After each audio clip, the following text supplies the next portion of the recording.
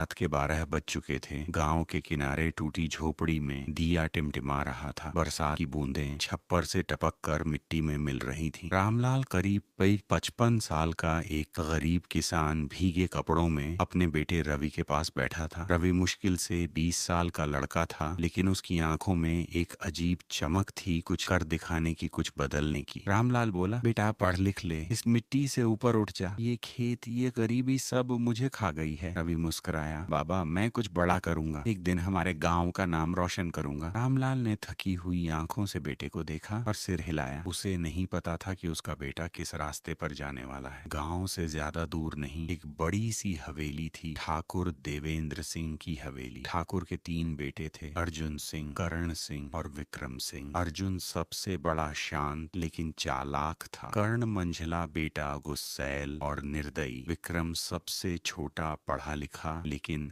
रहस्यमयी। तीनों बेटों को पूरे इलाके में हवेली के शेर कहा जाता था, लेकिन गांव वाले उनके नाम से कांपते थे। जो भी उनके खिलाफ बोलता या तो गायब हो जाता या फिर नदी में तैरता हुआ मिलता। एक दिन रवि शहर के कॉलेज के गेट के बाहर किताब बेच रहा था। तभी विक्रम सिंह अपनी कार से उतरा। रवि ने हिम्मत जुटाकर कहा, साहब सस्ती किताबें हैं, पढ़ाई में काम आएंगी। विक्रम ने मुस्कुराते हुए उसकी ओर देखा। तुम पढ़ते भी हो? रवि ने कहा, जी मैं खुद कॉलेज में दाखिला लेना चाहता हूँ, लेकिन फीस नहीं है। विक्रम ने थोड़ी देर सोचा, फिर बोला, अगर तुम मेरे हवेली में काम कर लो तो मैं तुम्हारी पढ़ाई का खर्च उठाऊंगा। रवि की आंखें चमक उठी। उसे नहीं पता था कि ये ऑफर उसकी जिंदगी की सबसे बड़ी गलती साबित होगी। हवेली में कदम रखते ही रवि को अजीब सा एहसास हुआ। बड़े बड़े दीवारों पर पुराने चित्र टंगे थे। हर कमरे में किसी की नजर महसूस होती थी। रात को हवा चलती तो दीवारों से आवाजें आती, जैसे कोई रो रहा हो। रामलाल को जब पता चला कि उसका बेटा ठाकुर के घर काम कर रहा है तो उसने चेतावनी दी, बेटा उस घर में कभी अकेले मत रहना, तेरी अम्मा की मौत भी उसी घर के पास हुई थी। रवि चौंक गया, क्या अम्मा की मौत उस हवेली के पास? रामलाल ने कुछ नहीं कहा, बस चुपचाप बाहर चला गया। विक्रम सिंह रवि से बहुत खुश रहता था। वो उसे अपने ऑफिस के काम में शामिल करता, उसे पढ़ाई के लिए शहर भेजता, यहाँ तक कि कपड़े भी दिलवाता। लेकिन अर्जुन सिंह को रवि की मौजूदगी पसंद नहीं थी। वो बार बार विक्रम से कहता, एक गरीब नौकर पर इतना भरोसा क्यों, कहीं वो हमें धोखा न दे दे। विक्रम मुस्कुराता और कहता, अर्जुन भैया, हर गरीब चोर नहीं होता। लेकिन अर्जुन के मन में कुछ और ही चल रहा था। उसने रवि की जासूसी शुरू कर दी। एक रात अचानक हवेली में गोली की आवाज गूंजी। पूरा घर हिल गया। लोग भागते हुए विक्रम के कमरे की ओर दौड़े। कमरे का दरवाजा खुला हुआ। विक्रम जमीन पर पड़ा था, खून से लथपथ। उसके पास खड़ा था रवि, जिसके हाथ में बंदूक थी। अर्जुन चिल्लाया, यही है हत्यारा, मैंने कहा था ना ये गरीब हमें लूटने आया है। रवि हक्का बक्का रह गया, नहीं मैंने नहीं मारा, किसी ने मुझे पीछे से धक्का दिया। लेकिन किसी ने उसकी बात नहीं मानी। पुलिस आई और रवि को गिरफ्तार कर लिया गया। जेल में रवि की हालत खराब थी। वो बार बार कहता, मैंने विक्रम को नहीं मारा, कोई और था। एक दिन उसके पास रामलाल मिलने आया। उसने बेटे से कहा, रवि मैं जानता हूँ तू बेगुनाह है, पर सच्चाई बहुत गहरी है। रवि ने कांपते हुए पूछा, क्या सच्चाई बाबा? रामलाल ने गहरी सांस ली, तेरी अम्मा की मौत भी इसी हवेली के रात से जुड़ी है। 20 साल पहले रामलाल ठाकुर देवेंद्र सिंह के घर में माली का काम करता था। उस समय उसकी पत्नी शांता हवेली के अंदर सफाई करती थी। एक रात उसने हवेली के तहखाने में कुछ देखा। तीनों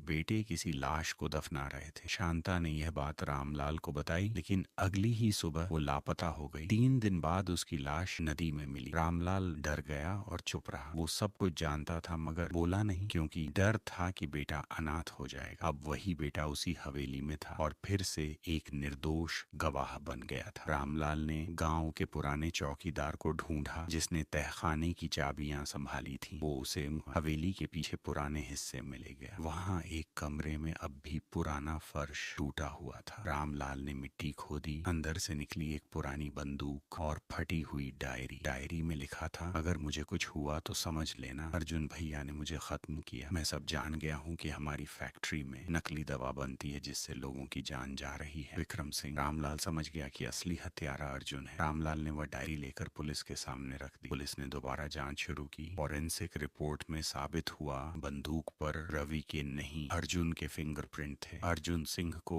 गिरफ्तार कर लिया गया। कर्ण सिंह फरार हो गया। रवि निर्दोष साबित हुआ। जब वो जेल से बाहर आया तो सबसे पहले उसने अपने पिता के पैरों में सिर रखा और कहा, बाबा, अगर आप सच न बताते तो मैं सारी जिंदगी कैदी बना रहता। रामलाल की आंखों से आंसू गिर पड़े। बेटा, सच्चाई को छिपाना भी पाप है। आज समझ आया कि खामोशी भी कभी कभी गुनाह होती है। कई महीने बीत गए। रवि ने विक्रम सिंह की याद में एक ट्रस्ट खोला, खामोश गवाह ट्रस्ट, जो गरीब बच्चों को पढ़ाई के लिए मदद देता था। वो अब शहर का नामी इंसान बन चुका था। हवेली अब सूनी थी और गांव के लोग अब उसे डर से नहीं, गर्व से देखते थे। रवि ने अपने पिता से कहा, बाबा, आपने मुझे सिखाया कि अमीरी पैसे से नहीं, सच्चाई से आती है। रामलाल मुस्कुराया, हाँ बेटा, और सच्चा इंसान वही होता है जो बुराई से लड़ता है, चाहे वो कितनी भी बड़ी हवेली में क्यों न छिपी हो। लेकिन कहानी यहीं खत्म नहीं होती। एक दिन रवि को एक लिफाफा मिला। अंदर एक पुरानी तस्वीर थी जिसमें विक्रम, अर्जुन और कर्ण के साथ एक चौथा आदमी भी खड़ा था, और वो कोई और नहीं बल्कि रामलाल खुद था। रवि की आंखें फटी रह गई। पीछे तस्वीर पर लिखा था, सच्चाई अभी पूरी नहीं हुई है। रवि ने आसमान की ओर देखा। बरसात फिर शुरू हो चुकी थी और हवेली के टूटे दरवाजे से फिर वही खामोश आवाजें आ रही थी।